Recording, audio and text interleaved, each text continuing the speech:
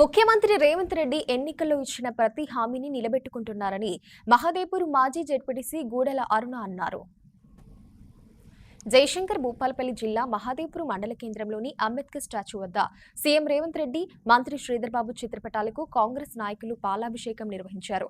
బీసీలకు 42% రిజర్వేషన్లు కల్పించినందుకు, ఎస్సీ, ఎస్టీ వర్గాల ప్రజలకు మేలు జరిగేలా ఉజ్వల పథకాన్ని తీసుకొచ్చినందుకు కాంగ్రెస్ నాయకులు కృతజ్ఞతలు తెలిపారు.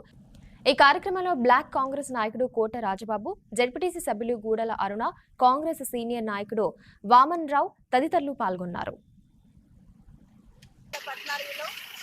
నూతనంగా ఆవిర్భవించింది. అప్పుడు మన రాష్ట్రం మిగులు బడ్జెట్తో మనం సాధించుకోవడం జరిగింది.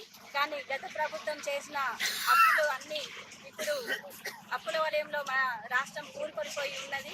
అయినప్పటికీ కాంగ్రెస్ ప్రభుత్వం అమల్లోకి వచ్చిన తర్వాత తన మేనిఫెస్టోలో ఏవైతే సంక్షేమ పథకాలు కానీ ఏవైతే మేనిఫెస్టోలో పెట్టడం జరిగిందో వాటన్నింటినీ ఒక్కొక్కటిగా అమలుపరచడానికి ముఖ్యమంత్రి రేవంత్ రెడ్డి గారు, వారి మంత్రివర్గము, ముఖ్యంగా శ్రీధర్ బాబు గారు ఈ కార్యక్రమాలన్నీ ఒక్కొక్కటిగా అమలుపరచడం జరుగుతున్నది.